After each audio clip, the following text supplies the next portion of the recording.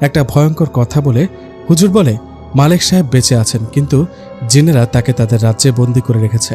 হুজুরের মুখে কথাটা শুনে মালেক সাহেবের স্ত্রী ও সন্তানেরা অবাক হয়ে জিজ্ঞেস করেন, কেন হঠাৎ জিনেরা ওনাকে কেন ওনাদের রাজ্যের বন্দী করে রেখেছে?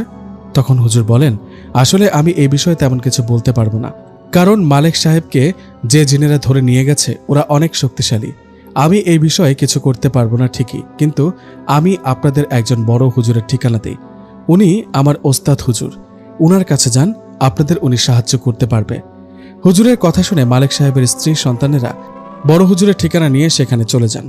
সেখানে যাবার পর মালেক সাহেবের স্ত্রী বড় হুজুরকে সব ঘটনা খুলে বলেন। হুজুর সব ঘটনা শুনে ওদের বলেন, ঠিক আছে, আমি এই বিষয়টা দেখব, তার আগে জানতে হবে আসল ঘটনা কি, মালেক সাহেবকে কেন জিনেরা ধরে নিয়ে গেল। আপনারা কালকে আবার আমার কাছে আসবেন। আজ রাতে আমি আমার সাথে থাকা জিনদের মাধ্যমে জানব আসল ঘটনা কি মালেক সাহেবের বিষয়ে। কাল আসবেন, আশা করি সবটা জানতে পারবেন। যাই হোক, বড় হুজুরের কাছে কথাগুলো শুনে ওনারা সবাই চলে যায়। কথা মতো পরের দিন আবার হুজুরের কাছে আসেন। হুজুরের কাছে আসতেই হুজুর খুব অবাক করা ভয়ঙ্কর একটা তথ্য দেন।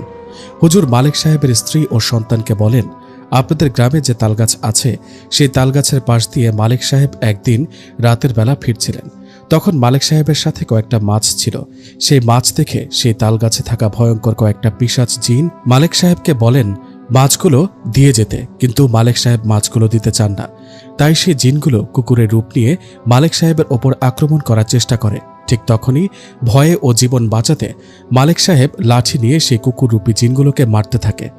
মারতে থাকার এক পর্যায়ে একটা কুকুররূপী জিনের মাথায় আঘাত লাগে আর সে মারা যায়। সেই জিনটা মারা যাওয়ায় তার সাথে থাকা বন্ধু জিনেরা মালেক সাহেবকে ধরে নিয়ে তাদের রাজ্যে বন্দী করে রাখেন। হুজুরের মুখে কথাগুলো শুনে মালেক সাহেবের স্ত্রী বলেন, হুজুর, তাহলে এখন উপায় কি? আমার স্বামীকে কিভাবে ফিরে পাবো? আপনি একটা ব্যবস্থা করুন। এই বলে উনি কান্না করতে থাকেন। মালেক সাহেবের কান্না দেখে বড় হুজুর বলেন, আপনি কান্না করবেন না, আমি সব রকম চেষ্টা করছি। আগামীকাল আমি জিনদের রাজ্যে যাব, সেখানে কালকে মালেক সাহেবের বিচার হবে। মালেক সাহেবের বিচার করবে জিনদের মেন সর্দার। সেখানে যদি মালেক সাহেবের দোষ প্রমাণ হয় তাহলে তাকে আর ফিরে পাবো না, আর দোষ প্রমাণ না হলে ফিরে পাবো। দোয়া করুন আল্লাহর রহমতে আমরা যেন ফিরে পাই। আপনারা এখন বাড়িতে চলে যান, কালকে বিকেলের দিকে আমার বাড়িতে আসবেন। হুজুরের কথাগুলো শুনে মালেক সাহেবের স্ত্রী সন্তান চিন্তিত হয়ে বাড়িতে ফিরে যান। এদিকে গ্রামে শোরগোল পড়ে গেল। মালেককে জিনেরা নাকি ধরে নিয়ে গেছে। সবার মাঝে একটা আতঙ্ক সৃষ্টি হয়ে গেল। যাই হোক, সেই দিনটা চলে গেল। পরের দিন কথা মতো বড় হুজুর তার বন্ধু জিনদের মাধ্যমে জিনদের রাজ্যে চলে গেল। আজ জিনদের রাজ্যে মালেক সাহেবের বিচার হবে। বড় হুজুর জিনদের রাজ্যে গিয়ে দেখলেন জায়গাটা খুব সুন্দর, একদম স্বপ্নের মতো। সেখানে একটা গাছের নিচে মালেক সাহেবের বিচার হবে এবং ওখানে অনেক জিনেরা উপস্থিত ছিলেন। সেখানে জিনদের মেইন সর্দারও ছিলেন। বড় হুজুর সেখানে যাবার পর জিনের সর্দার হুজুরকে বসতে বলেন আর আদেশ করেন মালেক সাহেবকে সেখানে নিয়ে আসতে। কথা মতো মালেক সাহেবকে সেখানে নিয়ে আসা হয়। শুরু হয় বিচার। জিনের সর্দার ওখানে থাকা জিনদের জিজ্ঞেস করে, এখন বলো মালেককে কেন ধরে নিয়ে আসছো? সর্দারের কথা শুনে জিনগুলো বলে, সর্দার, আমরা কয়েকজন মানুষদের রাজ্যে একটা তালগাছে থাকি। এই যে মালেক সাহেব আমাদের একজন জিন বন্ধুকে আঘাত করে মেরে ফেলেছে, তাই আমরা তাকে ধরে নিয়ে আসছি। এখন আপনি ওর বিচার করুন। জিনদের কথা শেষ হতে বড় হুজুর জিনের সর্দারকে বলেন, সর্দার, আমার কিছু কথা ছিল, কথাগুলো শুনলে বুঝবেন আসলে দোষটা কার। এ বলে বড় হুজুর জিনদের সর্দারকে বলেন, এই যে মালেক সাহেব, উনি একজন মাছ ব্যবসায়ী। একদিন মাছ বিক্রি করে সাথে কয়েকটা মাছ নিয়ে রাতের বেলা একা একা বাড়ি ফিরছিলেন। ঠিক তখন ওই তালগাছে থাকা জিনেরা মালেক সাহেবের কাছ থেকে মাছ চেয়ে বসেন। এদিকে মালেক সাহেব মাছ দিতে রাজি হননি বলে জিনগুলো কুকুরের রূপ নিয়ে মালেক সাহেবের উপর আক্রমণ করে। ঠিক তখনই জীবন বাঁচাতে মালেক সাহেব লাঠি দিয়ে আঘাত করে। মালেক সাহেব কিন্তু ইচ্ছে করে মারেনি। বড় হুজুরের মুখে কথাগুলো শুনে জিনের সর্দার সেখানে থাকা জিনগুলোকে জিজ্ঞেস করলেন, এসব কি সত্যি? তখন জিনেরা বলে, হ্যাঁ সর্দার, কথাগুলো সত্যি, কিন্তু মালেক সাহেব মাছগুলো দিলে তো আমরা কিছু করতাম না, তাই না? জিনদের মুখে কথাগুলো শুনে জিনের সর্দার ধমক দিয়ে বলেন, চুপ করো, এটা একদমই ঠিক না। উনি মাছ ব্যবসায়ী, উনি কেন তোমাদের মাছ দেবে? সবাই শোনো, মালেক সাহেবের কোনো দোষ নেই, ওনাকে ছেড়ে দেওয়া হোক, আর হুজুর ও মালেক সাহেবকে তাদের বাড়িতে পৌঁছে দেওয়া হোক। আজকের বিচার এখানেই শেষ। এ বলে জিনের সর্দার চলে যান, আর কথা মতো বড় হুজুর ও মালেক সাহেবকে জিনেরা তাদের গ্রামে রেখে যান। গ্রামে রেখে যাওয়ার পর বড় হুজুর মালেক সাহেবকে নিয়ে তার বাড়িতে চলে আসেন। এদিকে মালেক সাহেবের স্ত্রী সন্তানেরা হুজুরের বাড়িতে অপেক্ষা করছিল। মালেক সাহেব বাড়িতে আসতেই তার স্ত্রী সন্তানেরা কান্না করতে থাকে। এদিকে মালিক সাহেবও কান্না করতে থাকে। মালিক সাহেব ফিরে আসছেন জিনদের রাজ্য থেকে। এই খবর গ্রামের সবার মাঝে ছড়িয়ে পড়েছে। সবাই আসছে মালিক সাহেবকে দেখতে। সবাই এসে মালিক সাহেবের মুখ থেকে সব ঘটনা শোনে। সবাই এটাও শোনে সেই তালগাছে কয়েকটা জিন বসবাস করে। এদিকে সেই তালগাছের মালিক উনিও এই ঘটনা শোনেন আর চিন্তা করেন তালগাছটা কেটে ফেলবেন। কথা মতো গাছের মালিক 2 জন লোক ঠিক করেন। সেই লোক দুটো গাছের কাছে আসেন আর কাজ শুরু করেন। সেই লোক দুটো যখনই তাল গাছটা কাটতে যাবেন ঠিক তখনই দুজনের মধ্য থেকে হঠাৎ করে একজন অসুস্থ হয়ে যান। তার মাথা ঘুরতে থাকে। একজন অসুস্থ, আরেকজন তো ভালো ছিল। সেই লোকটা যখনই কুড়াল দিয়ে তাল গাছে একটা আঘাত করছে ঠিক তখনই গাছ থেকে রক্ত বেরোতে থাকে। এই দৃশ্য দেখে গাছ কাটতে আসা 2 জনে ও গাছের মালিক অনেক ভয় পেয়ে যান। তারা ভয়ে সেখান থেকে চলে যান। সেদিন দিনের বেলা আর কোনো ঘটনা না ঘটলেও সে রাতে গাছের মালিকের সাথে একটা ভয়ঙ্কর ঘটনা ঘটে। সে রাতে হঠাৎ ওনার ঘুম ভেঙে যায়। ঘুম ভাঙতেই উনি দেখেন কুচকুচে কালো 2টা অবয়ব ওনার পায়ের কাছে দাঁড়িয়ে আছে। এটা দেখে উনি চিৎকার করতে যাবেন, ঠিক তখনই সেই কালো অবয়ব দুটো ওনার পা ধরে একটা টান দিয়ে নিচে ফেলে দেন। নিচে পড়ে গিয়ে উনি মাথায় আর কোমরে অনেক ব্যথা পান। এদিকে সেই অবয়ব দুটো তখন তালগাছের মালিককে বলেন, তোর এত বড় সাহস হয় কি করে আমাদের বসবাসের স্থানে হাত লাগাস? আমরা ওই তালগাছে থাকি, তুই কেন ওটা কেটে ফেলার জন্য লোক নিয়ে আসছিস? আজকে সাবধান করে গেলাম, এরপর কখনো এরকম সাহস দেখালে তোর বংশ শেষ করে দিব, কেউ বাঁচবি না। এই বলে সেই ভয়ঙ্কর অবয়ব দুটো চলে যান। সেই থেকে এই গাছের মালিক ভয়ে আর তালগাছটা কাটার সাহস করেনি। আর সাথে থাকা পুকুরটাতেও মাছ ছেড়ে দেন না। মাছ ছেড়ে দিলে ওগুলো আর পাওয়া যায় না। আকাশের মুখে কথাগুলো শুনে রনি ও শিমুল বলেন, এ তো অনেক বড় ঘটনা রে। হ্যাঁ, এখন তো দিন, তাই স্বাভাবিক লাগছে। রাত হলে জায়গাটা ভয়ঙ্কর হয়ে ওঠে। আমার মুখে কথাটা শুনে রনি আর শিমুল বললেন, তাহলে রাতের বেলা আসা যাক এখানে, দেখি লোকে যা বলছে তা আসলে সত্যি কিনা। ওদের কথার জবাবে আমি বললাম, পাগল হলি নাকি? এত কিছু শোনার পর এই জায়গায় আসবি, তাও আবার রাতের বেলা? শিমুল বলল, হ্যাঁ আসবো, আমরা দেখব লোকে যা বলে তা সত্যি নাকি মিথ্যা। শিমুল বলল, আমরা রাতের বেলা এই তালগাছের কাছে আসব আর নিজের চোখে দেখব লোকে যা বলে তা সত্যিই নাকি মিথ্যা। শিমুলের মুখে কথাটা শুনে আমি অনেক বারণ করলাম, কিন্তু শিমুল ও রনি আমার কোনো কথা শুনল না। জেদ করে বসেছেন রাতে এখানে আসবেন তো আসবেনই। যাই হোক, কথা মতো সেই রাতে আমার কথা না শুনে শিমুল ও রনি দুজনে বেরিয়ে পড়লেন সেই তালগাছের কাছে। আমি ইচ্ছের বিরুদ্ধে উপায় না পেয়ে ওদের সাথে চলতে লাগলাম। আমরা 3 জনই হাঁটছি। আমি রনি ও শিমুলকে বললাম, দেখ ভাই, তোরা 2 জন আমাদের গ্রামের না, তোরা 2 জনে আমার বাড়িতে বেড়াতে আসছিস, তাই হয়তো এসব পাগলামি তোদের মাথায় ঢুকছে। ওই তালগাছটা আসলেই ভয়ানক। এখনো সময় আছে, চল বাড়িতে ফিরে যাই। চুপ থাকতো, হাঁটতে থাক আমাদের সাথে। শিমুল বলল, আরে ভয়ের কি আছে, কিছুই হবে না, আয়। কি আর করার, আমার কথা তো ওরা শুনছে না। হাঁটতে হাঁটতে আমরা সেই ভয়ানক তালগাছের কাছে চলে গেলাম। একদমই গাছটার কাছে না গিয়ে একটু দূরে ঝোপের আড়ালে লুকিয়ে পড়লাম। হঠাৎ আমাদের পেছনে একজন বৃদ্ধ লোক বলে উঠলেন, কে তোমরা? এত রাতে এখানে কি করছো? শিমুল বলল, আমরা যেই হই, আগে বলুন আপনি কে? আপনি এখানে কি করছেন? বেশি সাহস দেখিও না, চলে যাও এখান থেকে। কেন? না গেলে কি হবে? ভূতে ধরবে নাকি? আসুক না ভূত, দেখি কেমন। বৃদ্ধ লোকটি আবার বলল, বেশি কথা না বলে চলে যাও এখান থেকে, যত তাড়াতাড়ি পারো। আমি বললাম, ভাই, উনি বারবার করে বলছে চল না এখান থেকে। শিমুল বলল, তুই চুপ থাকতো। এই যে আপনি তখন থেকে চলে যাও বলছেন কেন? কে আপনি? আপনি যান এখান থেকে। রনি বলল, এই শিমুল, বাদ দে তো, তালগাছের দিকে তাকা, দেখ কোনো ভূত দেখতে পাস কিনা। রনির কথা শুনে পেছন থেকে সে বৃদ্ধ লোক বলে উঠলেন, ভূত ওখানে না, ভূত তোদের পেছনে। বৃদ্ধ লোকটার কথায় 3 জনই পেছনে তাকাতেই বুকটা ধুক করে উঠল। আমরা পেছনে তাকিয়ে দেখি সে বৃদ্ধ লোকটার কোনো মাথা নেই, মাথাবিহীন একটা দেহ আমাদের পেছনে দাঁড়িয়ে আছে। এটা দেখে এক লাফে 3 জনই পেছনে পিছিয়ে গেলাম। এদিকে দেহবিহীন মাথাটা আমাদের সামনে ভয়ঙ্করভাবে হাসতে লাগলো। এই দৃশ্য দেখে ভয়ে 3 জনই চিৎকার দিয়ে দিলাম একটা দৌড়। এদিকে পেছন থেকে সে মাথা কাটা দেহটা আমাদের পেছন পেছন দৌড়াতে লাগলো। আমাদের পেছনে মাথাবিহীন শরীরটা দৌড়াচ্ছে। এদিকে ভয়ে আমরা 3 জনই বাড়ির দিকে দৌড়াচ্ছি।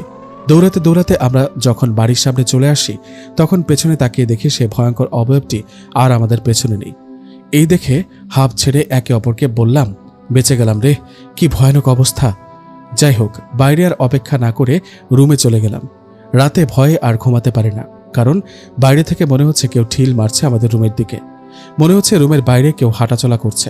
এই দেখে আমি রনি ও শিমুলকে বললাম, দেখলি কতবার করে না করলাম, শুনলি না? বললাম ওই তালগাছের কাছে না যেতে।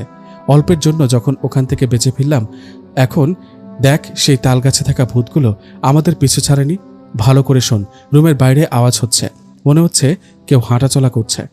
শিমুল বলল, আরে ভাই, এত ভয় পাবার কিছু নেই, বুঝলি, আমাদেরই ভুলের জন্য ভয় পেয়েছি। রনি বলল, হ্যাঁ ঠিক বলেছিস, আর এসব ভয় দেখালে কি হবে? আমরা কি ভয় পাবো নাকি? আমরা আমাদের কাজ ঠিকই করব। ওখানে থাকা সব সোনা দানা ধন সম্পদ আমাদের হবে। আমি বললাম, রনি, তুই কি নিয়ে কথা বলছিস? কিছুই তো বুঝতে পারছি না, খুলে বলতো। শিমুল বলল, আমি বলছি শোন, আসলে আমি আর রনি এমনি এমনি তোর বাড়িতে বেড়াতে আসিনি। আমরা এসেছি একটা উদ্দেশ্যে। ওই যে তালগাছটা আছে না, সবাই জানে তালগাছে কয়েকটা জিন বাস করে, কিন্তু কেউ এটা জানে না ওই তালগাছের নিচে সোনা দানা অনেক ধন সম্পদের সাতটা হাড়ি আছে। একজন কবিরাজের মাধ্যমে জানতে পেরেছি ওগুলা নিতেই আমি আর রনি তোর বাড়িতে আসছি। আমি বললাম, কি? এগুলা কি বলিস? দেখ ভাই, যদি ওখানে ধন সম্পদ থাকে তবুও ওটা নেওয়ার সাহস করিস না। আজকের ঘটনা ঘটার পর এই কথা ভাবলি কি করে? দেখ ভাই, ওগুলা ওই তালগাছে থাকা জিনদের জিনিস, ভুলে যাও সবের কথা। রনি বলল, আরে চুপ কর তো, এত কিসের ভয়? আমরা কোটিপতি হব, সাথে তুইও হবি, আর সেটা কালকে রাতেই। কাল রাতে সবগুলো সোনার হাড়ি তুলে নিয়ে আসবো। আমি বললাম, এত সহজ নাকি ওগুলো নিয়ে আসা? আজকে মাথাবিহীন একটা ভয়ঙ্কর জিনের দৌড়ানি খেয়ে অল্পের জন্য বেঁচে আসলাম, কাল আবার যাব পাগল নাকি? শিমুল বলল, আরে আমাদেরই ভুল হয়েছে, কবিরাজ আমাদেরকে তাবিজ দিয়েছে, এই তাবিজ হাতে বাঁধলে কোনো অবয়ব সামনে আসতো না। আমরা ভুল করে তাবিজ হাতে না বেঁধে তালগাছের কাছে গিয়েছিলাম, তাই এরকম ঘটনা ঘটেছে। আজকের ঘটনা ভুলে যা, কালকে রাতের জন্য প্রস্তুতি নে। আমি বললাম, মাথা খারাপ, আমি যাব না ভাই, যেতে হয় তোরা যাবি, আমার কোটিপতি হবার লোভ নেই, সোনা দানা চাই না আবার। রনি বলল, ঠিক আছে, তাহলে আমি আর শিমুল কালকে যাব তালগাছের নিচ থেকে মাটি খুঁড়ে সোনা দানা ধন সম্পদ সব নিয়ে আসতে। আজকে তাহলে ঘুমিয়ে পড়। রনির কথায় চিন্তায় চিন্তায় ঘুমিয়ে পড়লাম।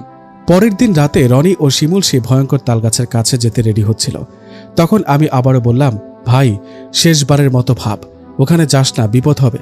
শিমুল বলল, কিচ্ছু হবে না, এই দেখ হাতে তাবিজ বেঁধে নিয়েছি, এখন কোনো জিন আমাদের কাছে আসতে পারবে না। আমি বললাম, তোদের বিপদ হলে তোদের মা বাবাকে কি বলবো বলতো? ওনারা আমাকে কি ভাববে? রনি বলল, ওসব নিয়ে তোকে চিন্তা করতে হবে না, তোকেও শেষবারের মতো বলছি, আমাদের সাথে চল, কোটিপতি হয়ে যাবি। না ভাই, আমি যাব না, তোরা যা। ওকে, তাহলে তুই থাক, আমরা চললাম। এই বলে রনি ও শিমুল সেই ভয়ঙ্কর তালগাছের দিকে যেতে লাগলো। তালগাছেই নিচে থাকা ধন সম্পদ, গুপ্তধন, সোনা দানা এসব তুলে নিয়ে আসতে। যাই হোক, ওরা চলে যাবার পর আমি টেনশনে আর ঘুমাইনি, বসে বসে ফোন টিপছিলাম। এভাবে যেতে লাগে সময়। রাত তখন 2টা বাজে। হঠাৎ এক দৌড়ে শিমুল আমার রুমে ঢুকে ধপাস করে পড়ে গেল। ওকে দেখে আমি বিছানা থেকে এক লাফে নেমে শিমুলের কাছে গিয়ে বললাম, শিমুল, কি হয়েছে? হ্যাঁ শিমুল। কিন্তু শিমুল জ্ঞান হারিয়ে ফেলেছে, তাই ওকে বিছানায় শুইয়ে দিয়ে মুখে পানি ছিটাতে ভয়ে শিমুল চমকে উঠল। ওর জ্ঞান ফিরতে আমি বললাম, শিমুল, আমি, ভয় পাস না, আমি আছি, কি হয়েছে বল তোর? শরীর এরকম কাটাছেঁড়ার দাগ কেন? রনি কোথায় বল? আমার কথায় শিমুল ভয়ে কাঁপতে কাঁপতে বলল, জানি না ভাই। শিমুলের কথায় ওকে বললাম, জানিস না মানে? ওর কোনো বিপদ হলো না তো? চল আমার সাথে, তালগাছের কাছে গিয়ে দেখি। না ভাই, ওখানে যাব না, মরে যাব, ওই জায়গাটা আসলেই ভয়ঙ্কর, ওই জিনগুলো আমাদের মেরে ফেলবে। আরে কিছুই হবে না, আমাদের সাথে লাইট থাকবে, রনি নিশ্চয়ই কোনো বিপদে পড়েছে, চল আমার সাথে। এই বলে লাইট আর শিমুলকে সাথে নিয়ে চলে গেলাম সেই তালগাছের দিকে। সেখানে গিয়ে চিৎকার করে ডাকতে লাগলাম রনিকে, কিন্তু আমাদের কথায় রনি কোনো সাড়া দিচ্ছে না। আমরা দুজনেই সেই তালগাছের আশপাশ খুঁজতে খুঁজতে অবশেষে রনিকে পেলাম, কিন্তু খুব ভয়ঙ্করভাবে। রনি বেঁচে নেই, মারা গেছে। ওর মৃত্যুটাও ভয়ঙ্করভাবে হয়েছে। ওকে যখন খুঁজে পেলাম তখন আমি আর শিমুল দেখলাম রনিকে কে জানি উল্টো করে মাটিতে পুঁতে রেখেছে, মানে ওর মাথাটা পুরোটা মাটির নিচে ঢুকানো। এই দৃশ্য দেখে শিমুল আর আমি চিৎকার করতে করতে রনিকে উদ্ধার করি আর বাড়িতে নিয়ে যাই। এই ঘটনার পরের দিন সবাই এই ভয়ঙ্কর ঘটনাটা জানতে পারে। আমি আর শিমুল সবাইকে বলি, রনি রাতের বেলা ওই তালগাছের কাছে মজার ছলে ভূত দেখতে গিয়েছিল, তাই এরকম হয়েছে। যাই হোক, রনির মৃত্যুর 2 দিন পর আমি শিমুলের সাথে দেখা করি আর শিমুলকে বলি, শিমুল শোন, তোর সাথে কথা আছে। শিমুল বলল, জানি, কি বলবি? সে রাতে আমার আর রনির সাথে কি ঘটেছে সেটা জানবি তো? হ্যাঁ, সেটাই বল, সে রাতে তোদের সাথে কি ঘটেছে? শিমুল বলল, অনেক ভয়ঙ্কর ঘটনা ঘটেছে ভাই, বলতে গেলে গা শিউরে ওঠে। রনিকে ওই জিনগুলোই মেরেছে। হ্যাঁ, সেটা আমি জানি, তুই বল তোদের সাথে কি কি ঘটেছে। ওকে শোন। শিমুল আমাকে বলল, তাহলে শোন, সে রাতে আমার আর রনির সাথে যা যা ঘটেছিল। আমরা দুজনে তোর কাছ থেকে বিদায় নিয়ে সেই তালগাছের দিকে যেতে থাকি। নিঝুম রাত, রাস্তায় কেউ ছিল না, আমি আর রনি হাঁটছি। হঠাৎ কে জানি আমাদের পেছন থেকে বলে ওঠে, ফিরে যা, ওদিকে যাবি না, ভালোই ভালোই বলছি, ফিরে যা। ওই কথাগুলো শুনে আমি আর রনি থেমে যাইনি। আমরা জানি সেই তালগাছে থাকা দুষ্টু জিন আমাদের নানাভাবে ভয় দেখানোর চেষ্টা করবে। আমরা পেছনে না তাকিয়ে সামনের দিকে হাঁটতে থাকি। হাঁটতে হাঁটতে একসময় সেই তালগাছের কাছে চলে যায়। সেখানে গিয়ে রনি আর আমি দুজনের দিকে তাকিয়ে কাজ শুরু করি।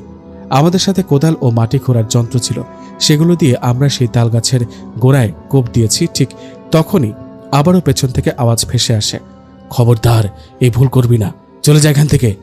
আবারও সেই আওয়াজ শুনে আমরা দুজন ভয় না পেয়ে তালগাছের গোড়ায় মাটি খুঁড়তে থাকি। আমাদের একটাই লোভ ছিল, তালগাছের গোড়ায় মাটি খুঁড়ে গুপ্তধন, সোনা দানা যা আছে সব বের করে নিব। এসবের লোভে আশপাশ কান না দিয়ে মাটি খুঁড়তে থাকি। হঠাৎ পাশের ঝোপ থেকে 2-3টা মাথা কাটা অবয়ব আমাদের দিকে এগিয়ে আসতে থাকে। এই দৃশ্য দেখে আমি ও রনি দুজনের কাছাকাছি দাঁড়িয়ে পড়ি। ঠিক তখনই সে মাথা কাটা অবয়বগুলো আমাদের বলে, তোদের সাহস তো কম না, আমাদের এখানে এসে আমাদের জিনিসের প্রতি লোভ করিস, তোদের তো আজ রক্ষে নেই। সেই অবয়বগুলোর কথায় যে কেউ হয়তো ভয় পাবে, কিন্তু আমরা ভয় পাইনি। কেন জানিস? কেন? এই দৃশ্য দেখে তো সবাই ভয় পাবে, তোরা ভয় পাসনি কেন? কারণ আমাদেরকে কবিরাজ বলেছিল এসব জিন আমাদের নানাভাবে ভয় দেখাবে, আর যতক্ষণ সেই তাবিজ হাতে বাঁধা থাকবে ততক্ষণ কোনো জিন আমাদের কিচ্ছু করতে পারবে না, কাছেও আসতে পারবে না। তাই নাকি? তারপর কি হলো বল? আমি ও রনি দাঁড়িয়ে আছি, ওদিকে 3-4টা অবয়ব আমাদের পেছনে দাঁড়িয়ে প্রতিনিয়ত আমাদের ভয় দেখাচ্ছে। আমরা দুজনে ভয় না পেয়ে আবারও মাটি খুঁড়তে থাকি। মাটি খুঁড়তে খুঁড়তে একসময় সেখানে থাকা সোনার একটা হাড়ি দেখতে পাই। ওটা দেখে যেই না আমি আর রনি ধরতে যাব, ঠিক তখনই চারিদিকে হঠাৎ করে ঝড় শুরু হলো। মনে হলো এই বুঝি সবকিছু উড়ে যাবে। এরকম অবস্থা দেখে আমি ও রনি দুজনকে জড়িয়ে ধরি। এভাবে কিছুক্ষণ ঝড় হবার পর হঠাৎ থেমে গেল। আমরা দুজন খেয়াল করলাম আমাদের হাতে থাকা তাবিজ 2টা একা একাই খুলে মাটিতে পড়ল। এদিকে ঠিক তখনই আমাদের চারিদিকে ভয়ঙ্কর সব অবয়ব আমাদের দিকে এগিয়ে আসতে শুরু করলো। এটা দেখে রনি আর আমি দুজনকে বললাম, অবস্থা তো খারাপ, পালা এখান থেকে। এই বলে দুজন সেখান থেকে চিৎকার দিয়ে একটা দৌড় দেয়। কে কোন দিকে দৌড় দিয়েছে জানি না। ওদিকে পেছন থেকে সে ভয়ঙ্কর অবয়বগুলো আমাদের পেছনে দৌড়াতে থাকে। প্রাণ বাঁচাতে আমি দৌড়ে তোর বাড়িতে, তোর রুমে আসি, কিন্তু রনি তখন কোন দিকে দৌড় দিয়েছে আমি জানি না। পরে তুই সহ ওকে খুঁজতে গিয়ে তো দেখলাম রনি মারা গেছে। আসলে রনিকে সেই ভয়ঙ্কর অবয়বগুলোই মেরেছে। ভাই, ওই তালগাছে থাকা জিনগুলো আসলে অনেক শক্তিশালী আর ভয়ঙ্কর। যাই হোক, শিমুলের মুখে এইসব ঘটনা শুনে খুব খারাপ লাগলো রনির জন্য। এই ঘটনার পর আমি আর শিমুল ভেবেছি আর কিছু ঘটবে না, কিন্তু আমাদের ধারণা ভুল। কারণ এই ঘটনা 2 দিন পর শিমুলের সাথে একটা ভয়ঙ্কর ঘটনা ঘটে। শিমুল বন্ধুদের সাথে পুকুরে গোসল করছিল। গোসল করার সময় হঠাৎ শিমুল খেয়াল করেন পানির নিচ থেকে কে যেন ওর পা টেনে ধরেছে।